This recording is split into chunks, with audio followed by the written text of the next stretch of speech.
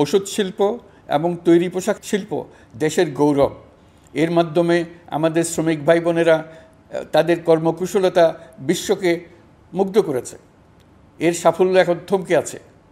আমরা এই দুই শিল্পকে তাদের সম্ভাব্য শীর্ষে নিয়ে যেতে চাই। দুর্বল করার তো প্রশ্নই ওঠে না। এই দুই শিল্পের কোথায় কোথায় বাধা আছে, সমস্যা আছে, সেগুলো চিহ্নিত করে তাকে বাধামুক্ত করতে চাই। আমরা বিদেশি ক্রেতাদের একত্রিত করে তাদের সহযোগিতা চাইব, যেন বাংলাদেশের এই শিল্প দুটি বিশ্বের অন্যান্য দেশের চাইতে বেশি আস্থাযোগ্য হয়ে গড়ে উঠতে পারে। সব কিছুই সম্ভব যদি আমরা শ্রমিক মালিক সম্পর্কটা একটা নির্ভরযোগ্য, আনন্দদায়ক করে গড়ে তুলতে পারি। আমাদের সরকারের প্রথম মাস কাটল। দ্বিতীয় মাস থেকে আমরা নতুন বাংলাদেশ গড়ার ভিত্তি হিসেবে নতুন শ্রমিক মালিক সম্পর্কের সূচনা করতে চাই। এটা দেশের সবার কাম্য। দেশের নতুন প্রজন্ম নির্ভয়ে যেন তাদের ভবিষ্যৎ নিয়ে এগিয়ে যেতে পারে, আমরা সেই লক্ষ্যে কাজ করছি। আমাদের দায়িত্ব অনেক। ন্যায়ভিত্তিক একটা সমাজ গড়ে তোলার জন্য একসাথে অনেকগুলো কাজ আমাদের হাত দিতে হবে। 1 জুলাই থেকে 5 আগস্ট পর্যন্ত ছাত্র জনতার গণ আন্দোলনকে দমন করতে যেসব ফৌজদারি মামলা দায়ের করা হয়েছিল, এর মধ্যে হত্যা মামলা ছাড়া বাকি প্রায় সকল মামলা প্রত্যাহার করা হয়েছে।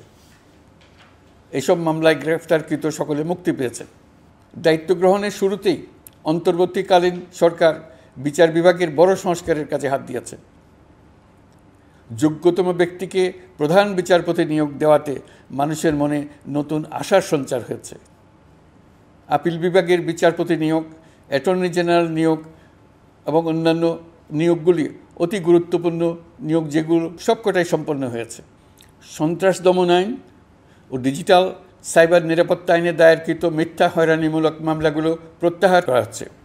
সাইবার নিরাপত্তা আইন সহ বাংলাদেশে বিদ্যমান সকল কালো আইনের তালিকা করা হয়েছে। অতি সত্বর এই সকল কালো আইন বাতিল ও প্রযোজ্য ক্ষেত্রে সংশোধন করা হবে।